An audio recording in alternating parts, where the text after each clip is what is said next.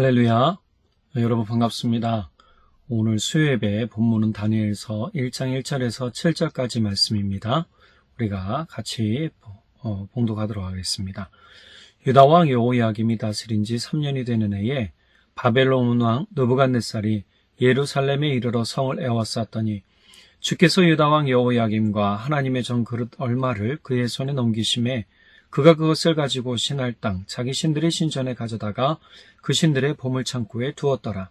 왕이 환관장 아스부나스에게 말하여 이스라엘 자손 중에서 왕족과 귀족 몇 사람 곧 흠이 없고 용모가 아름다우며 모든 지혜를 통찰하며 지식에 통달하며 학문에 익숙하여 왕궁에 설만한 소년을 데리고 오게 하였고 그들에게 갈대아 사람의 학문과 언어를 가르치게 하였고 또 왕이 지정하여 그들에게 왕의 음식과 그가 마시는 포도주에서 날마다 쓸 것을 주어 3년을 기르게 하였으니 그 후에 그들의 왕 앞에서 서게 될 것이라.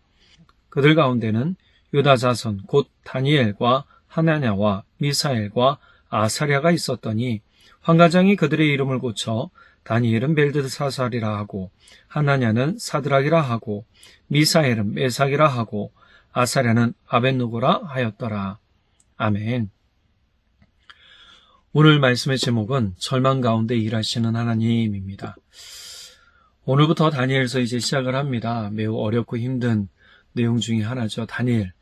우리가 우리 다니엘의 이 이야기를 보면 어떻게 해석할 수 있을까요? 사실은 다니엘서는 원래 따지고 보면 묵시문학에 속하는 그러한 책이기도 하죠. 1장부터 6장까지는 다니엘 전반부로 해서 다니엘과 세 친구의 신앙 승리에 관한 이야기들이 쭉 내용적인 것으로 있고요.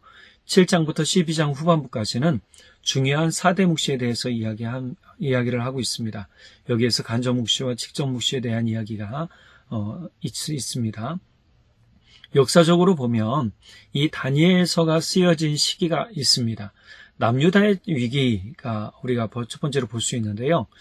BC 906년 이집트 느고 왕이 이스라엘을 침공하려 한 게 아닙니다. 사실은 우리가 잘 아는 요시야 왕이 성전의 모든 것을 다 정리를 하죠. 거의 정리를 하고 났는데 이스라엘이 자신의 적국을 치러 가려고 할 때 길을 터달라라고 요시야 왕에게 이야기를 합니다. 그때 요시야 왕이 거부를 하죠. 그래서 이집트의 느고 왕이 이거는 너희와 상관없는 싸움이니 개입하지 말아라. 그냥 길만 열어주면 된다라고 했는데 요시야 왕이 고집을 부리고 끝내 싸움을 하다가 무기토에서 609년에 죽임을 당하게 됩니다. 그리고 이 느고 왕이 셋째 아들, 요시야의 셋째 아들 여호아하스를 왕으로 세우죠. 그런데 이 여호아하스를 3개월 만에 폐위시키고 여호야김을 왕으로 세웁니다. 여호야김의 원래 이름은 엘리야김이라고 합니다. 엘리야김을 바꿔서 이름을 여호야김으로 바꾸고 속국으로 삼게 되죠. 역사적으로 이 여호야김은 참 악한 왕으로 분류가 됩니다. 내용 중에 사전의 내용에 보면 이렇게 역사적으로 나와 있죠. 그는 심판을 외친 선지자 우리아를 못마땅하게 여겨 죽였고 바룩이 기록한 예레미야의 예언서를 불사르게 한 악한 왕이다. 이 악한 왕의 기준점이 뭐냐? 하나님의 역사를 거스르는 일 또는 하나님의 일에 관해서 방해를 한 일, 악한 그것을 기준으로 삼아서 악했다라고 얘기를 하는 것이죠. 그리고 예레미야와 바룩을 죽이려고 찾았지만 하나님께서 그들을 숨겨주셨으므로 찾는데 실패하게 됩니다. 그는 예레미야의 예언대로 느부갓네살에 의해 바벨론 포로로 잡혀가는 비참함을 나중에 겪게 되고요. 25세의 왕이 돼서 11년 동안 다스렸지만 마태복음 1장의 그 왕의 족보에는 끼어들지 못하게 됩니다. 들지 못하게 되죠. 자, BC 그러던 중이라는 건 여호야김이 왕이 돼서 시간이 흘렀던 BC 605년경에 바벨론의 느부갓네살 왕이 예루살렘 정복을 시작을 하죠. 느부갓네살이 유브라테스강 북방에 위치한 이집트의 전초 요새인 카르케미시라는 곳을 먼저 함락하고 이 요새의 함락으로 인해서 사실상 그 근방의 모든 일대 지역은 다 점령이 되어버리게 되죠. 이집트에서 지배권이 상실돼 버린 겁니다. 마찬가지 이스라엘도 동일하죠. 이렇게 속국도 결국은 느부갓네살 왕에게 넘어가게 되죠. 예루살렘도 똑같습니다. 여호야김에게 이집트의 동맹을 파괴하게 하기 위해서 바벨론과 새로운 군사 동맹을 맺도록 합니다. 그리고 유대 왕이 충성을 확고하게 하기 위해서 다니엘을 비롯해서 상류층의 귀족들을 끌고 포로로 끌고 가게 되죠. 자, 그리고 이렇게만 했느냐? 그게 아니에요.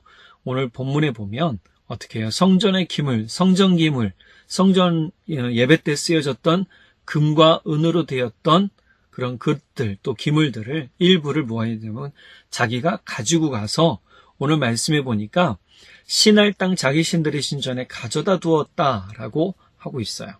자, 이때까지 유다는 아직 완전한 패망은 아닙니다. 유다의 완전한 패망은 BC 586년경에 이루어지게 되죠.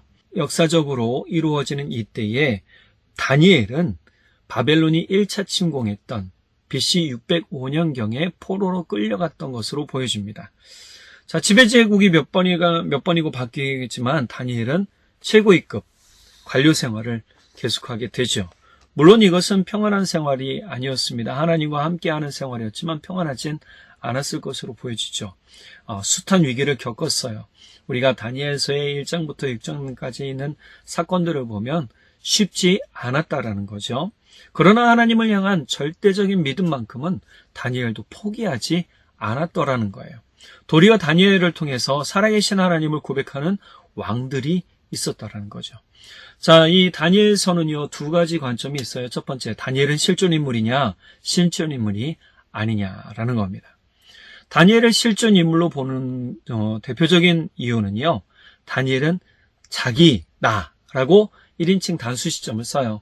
그래서 내가 이렇게 얘기를 하기도 하고요. 근데 또 다른 본문에 보면 3인칭 시점으로 보거든요. 다니엘이라고도 나와요. 그러니 이게 저자가 좀 다른 거 아니냐, 아니면 쓰여질 시기가 다른 거 아니냐라고 하기도 해요. 또, 이 쓰여진 배경에 관해서도 이 당시 6세기, BC 6세기경의 그런 내용과 좀 다르다. 아마 이거는 알렉산더 시대인 BC 2세기경에 쓰여졌을 것으로 본다라고 하는 신학자들도 있어요. 그러나 중요한 건, 이 다니엘서의 내용이죠. 왜 이 다니엘서가 쓰여졌을까? 다니엘서를 왜 쓰게 했을까라는 것입니다. 그리고 왜 성경에 들어갔는가라는 거죠. 다니엘서를 쓴 목적은 묵시문학이라고 그랬죠. 묵시는 하나님의 예언, 앞으로 되어질 나라들에 관해서 또 여러 가지 하나님의 일들에 관해서 이야기한 것을 말해준 것을 쓴 책이라고 할 수 있습니다. 그래서 이것을 보면 이 책이 하나님의 말씀, 즉 예언적인 말씀들이 있기에 하나님의 역사적인 그러한 것으로 보고 성경 안에 들어갔을 것으로 보고 있습니다. 자, 다니엘서는요, 고통받고 핍박받는 이스라엘을 향해서 살아계신 하나님의 말씀과 기적의 역사, 그리고 앞으로 이루어질 예언적 묵시를 전하고 있습니다. 앞으로 우리가 이 말씀들, 다니엘서를 통해서 우리가 예수 그리스도를 향한 믿음과 하나님 나라, 신앙을 어떻게 지키고 살아갈 것인지를 우리가 배우고 우리 믿음이 더욱 단단해지는 은혜가 있기를 간절히 바랍니다. 자, 저희 첫 번째 생각해 볼 건 절망이 끝이 아니라는 거예요. 우리는 대부분 절망 가운데 이거 끝이야 라고 하죠. 자, 여호야김이 남유다의 왕으로 다스린 지 3년째 되던 BC 905년경에 바벨론의 느부갓네살 왕이 남유다를 침공하게 됩니다. 북이스라엘은 BC 722년에 이미 멸망한 상태예요. 남유다는 아직까지 잘 버티고 있었습니다. 그런데 점점 힘이 약해지고 주변에 강대국들이 생겨나면서 이스라엘도 위험에 처하는 상황이 돼버렸죠. 여호야김 왕은 이집트에 의해서 세워진 대리통치자나 다름없었어요. 그는 하나님을 의지하지 않았고 선지자였던 우리아를 죽였고 이스라엘의 예언서를 태우면서 예레미야의 예언서를 태우면서 예언서와 그것을 기록한 예레미야와 바룩을 찾아서 죽이려고 혈안이 되었던 인물이기도 했다라는 것을 우리가 앞서서 들었잖아요. 자, 그러던 중에 바벨론이 침공해 온 거예요. 여호야김 왕은요, 아무것도 할 수 없었습니다. 이집트의 세력이 약해진 틈을 타서 이집트를 공략하고 예루살렘을 정복한 바벨론. 하지만 아직은 완전히 무너진 상태는 아니었어요. 자, 1, 2절은 바로 그 시점을 이야기하고 있어요. 자, 그런데 이 모든 것은 사실 하나님이 허락하셨다라는 겁니다. 세번역 2절에 보니까 주님께서 유다의 여호야김 왕과 하나님의 성전기물 가운데서 일부를 느부갓네살의 손에 넘겨주셨다. 그는 그것들을 바벨로니아 땅 자기가 섬기는 신의 신전으로 가지고 와서 그 신의 보물창고에 넣어두었다. 자, 보면 신의 창고, 보물창고에 넣어두었다라고 했는데 이것을 누가 허락했느냐? 하나님이 허락하셨다라는 거예요. 이때까지도 하나님은 완전한 패망을 허락하지 않으시고 일부만 그렇게 하셨고 1차 포로기 때 어떻게 해요? 귀족의 자녀들, 귀족의 사람들을 데리고 가는 거죠. 일종의 인질극을 벌인 거나 다름없던 것 같아요. 예, 쳐들어오면 죽인다 뭐 이런 식이죠. 말 안 들으면 죽인다 이런 것 같았습니다. 자, 하나님은 이스라엘 민족이 포로로 끌려가시는 것도 또 성전의 금은기물 중에 일부가 탈취당하시는 것도 허락하셨어요. 이스라엘의 시각으로 본다면 이건 버림받은 거죠. 굉장히 큰 수치고 하나님께서 자신들을 버리셨다는 것으로 이해될 수도 있어요. 또한 제사장과 가족이 포로로 잡혀갔다. 이러한 고통 가운데서 자신들을 구해달라고 부르짖었지만 그 소리에 대해서 하나님은 외면하시고 응답하지 않으셨어요. 아무런 움직임도 없으셨어요. 말 그대로 유다민족은 절망감 그 자체였을 거라는 거예요. 여러분이 이러한 상황이라면 어떤 마음이 들까요? 아마 저라도 굉장한 절망감에 휩싸여서 요즘으로 말하면 우리 그 공황장애 그런 것들을 많이 겪었을 것 같아요. 어떤 생각 들어요? 하나님은 살아계실까? 하나님은 과연 나의 하나님이실까? 하나님은 존재하시는가? 라는 의문을 가지게 될 거라는 거예요. 그리고는 불신앙의 모습으로 살아갈 수도 있겠죠. 그러나 완전한 절망감에 빠진 이스라엘에게 하나님은 어떤 일을 계획하고 계시는가? 예, 그렇습니다. 우리가 느끼는 절망이 완전히 우리를 버리지 않으심을 뜻한다는 것을 알아야 합니다. 그냥 우리가 스스로 답이 보이지 않고 버려진 것 같고 하나님은 계시지 않는 것 같이 느껴지나 하나님은 하나님의 일을 계획하시고 진행하는 분이라는 사실입니다. 예수님은 이 부분을 굉장히 명확하게 하셨어요. 요한복음 5장 17절을 세번역본에 보면 내 아버지께서 이제까지 일하고 계시니 나도 일한다 라는 말씀을 우리 너무 잘 알죠. 하나님이 일하시니 나도 일하신다 라고 개역한글이나 개역개정에서는 이야기하고 있어요. 그런데 MSG 성경에서는 이 본문을 조금 다르게 봐요. 안식일이라고 번역을 했어요. 이제까지 일하고 계시니라는 부분에 안식일이라는 단어를 썼고요. NIV에서는 오늘까지, 이제까지라는 부분을 오늘까지라고 번역을 했어요. 즉 하나님의 선하신 일하심은 멈추지 않고요. 우리가 알지 못하는 사이 우리가 쉬는 시간이라고 할지라도 계속해서 하나님은 일하고 계신다는 사실이에요. 그런데 그 일이 하나님을 위한 일이냐 사람을 위한 일이라는 거죠. 아셔야 될 건 우리 가운데 역사하시는 하나님의 일이라는 사실입니다. 이후의 내용을 보면 이는 더욱 명확해져요. 하나님은 다니엘뿐만 아니라 그와 함께한 3명의 친구를 구별하세요. 이는 뒤에서 우리가 또 나중에 이야기를 할 겁니다. 하나님의 선하심을 의심하지 말아야 됩니다. 잠시의 고난이 주어졌다고 우리가 가진 무엇인가를 빼앗겼다고 해서 하나님이 우리를 방치하시는 게 아니고 하나님이 우리를 외면하시는 것도 아니고 하나님이 우리에게 수치 주시려는 것도 아니에요. 이스라엘에게 이러한 일을 허락하셨던 이유는 뭐냐면 이스라엘이 회개하기를 원하셨던 거예요. 이스라엘이 다시금 하나님을 찾기를 원하셨던 거예요. 여호야김이 하나님을 바라고 하나님의 뜻을 찾기를 원하셨던 거죠. 그런데 어떻게 해요? 그렇지 않았습니다.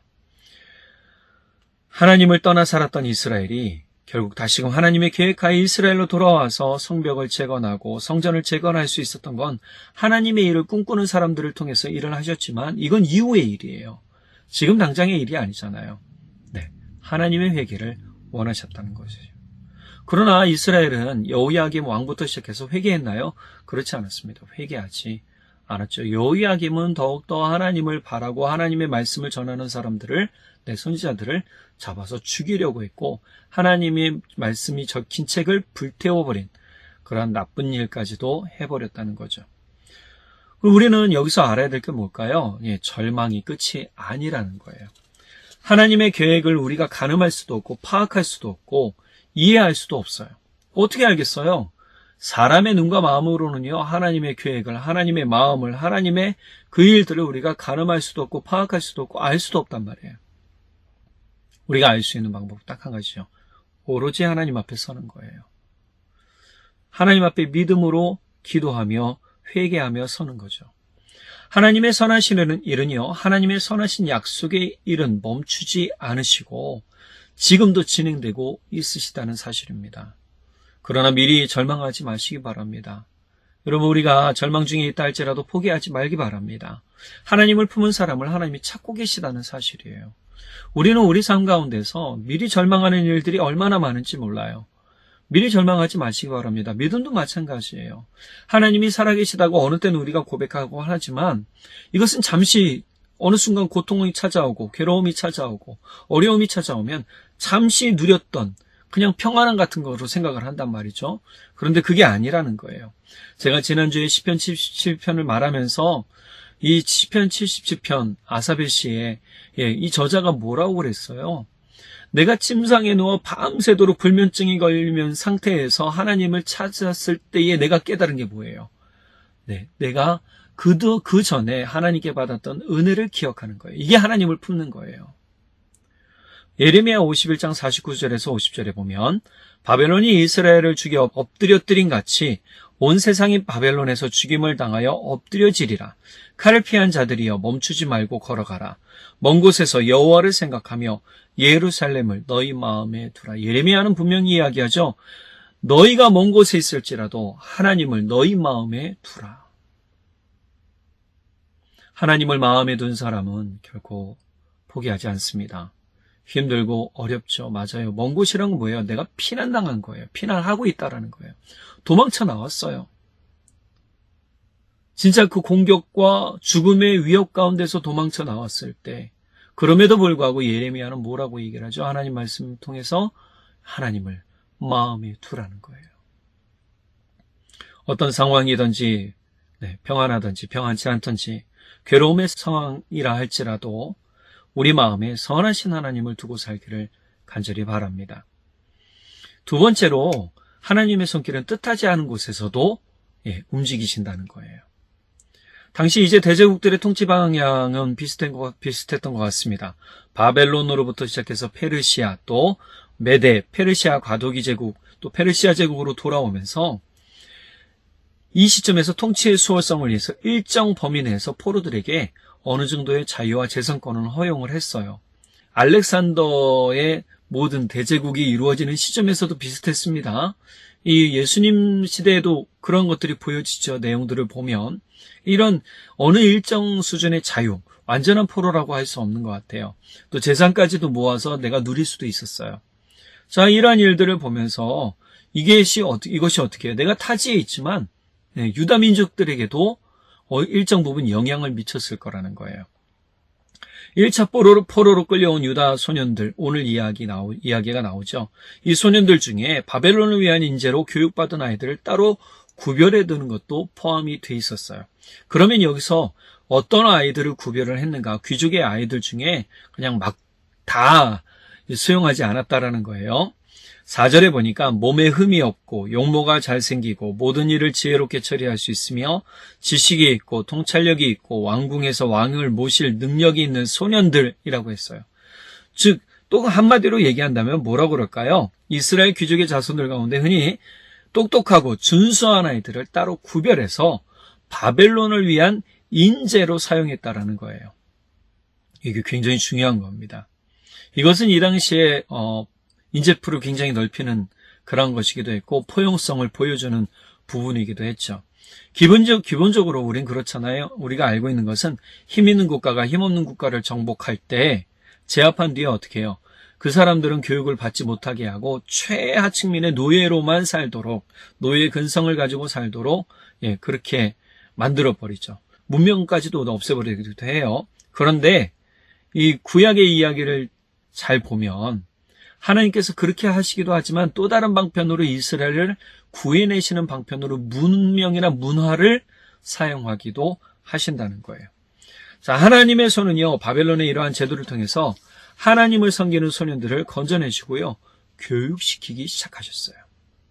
언어, 문화, 왕궁의 귀한 진미를 먹는 것까지 일일이 챙김을 받게 하죠. 자, 그런데 이게 하나님의 손의 움직임이라는 거예요. 누가 생각이나 했겠습니까?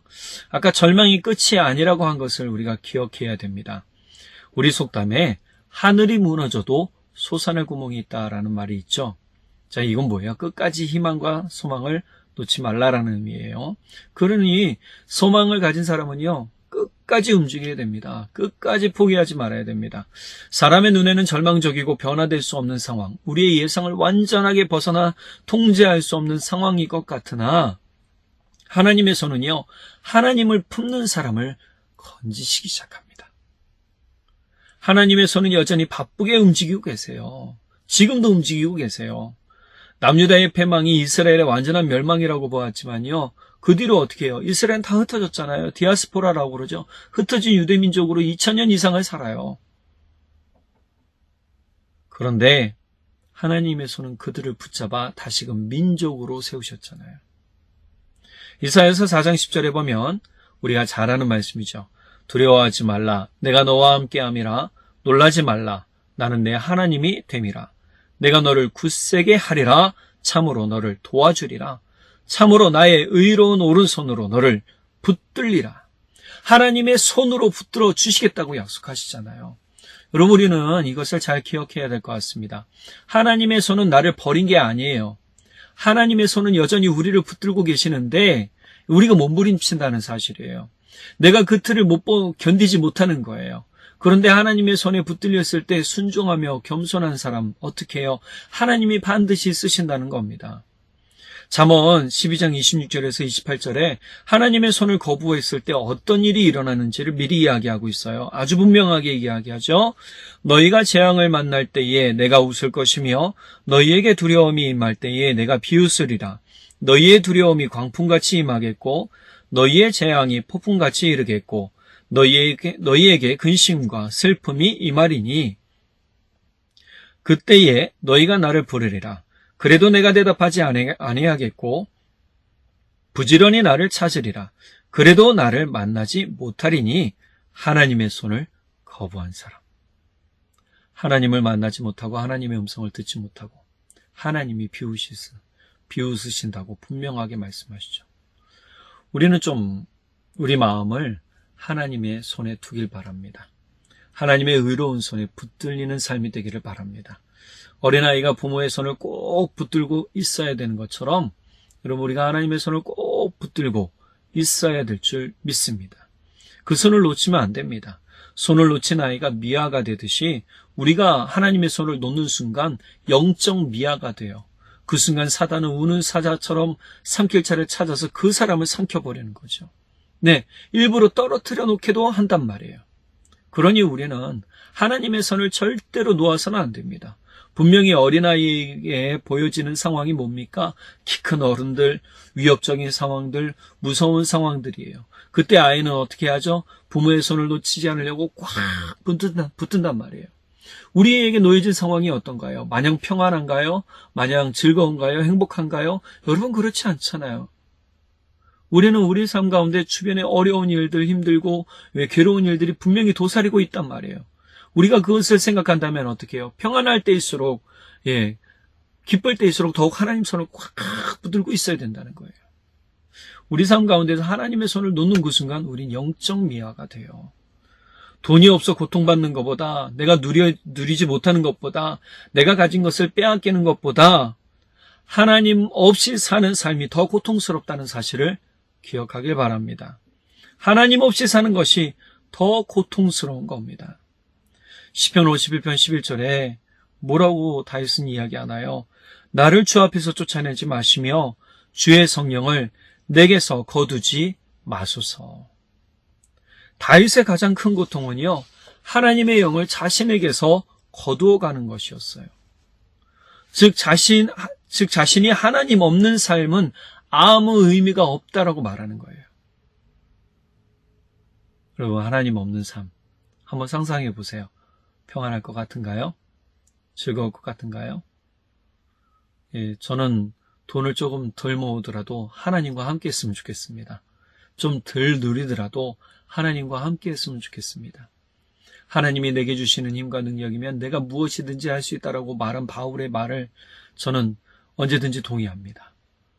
우리 삶 가운데서 하나님이 내게 주시는 그 모든 환경과 상황과 어려움을 초월해서 내게 역사하실 때에 나는 무엇이든지 할 수 있다라고 말하는 그것이 얼마나 큰 의미가 있나요? 여러분, 이것이 너무나 큰 의미가 있는 겁니다. 다윗은 하나님의 영, 하나님의 손이 자신을 떠날 때에 그것이 얼마나 두렵고 얼마나 공포스러운지를 잘 알고 있었다라는 거예요.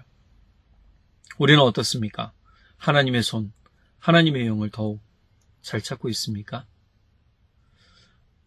하나님의 손을 붙드시길 바랍니다.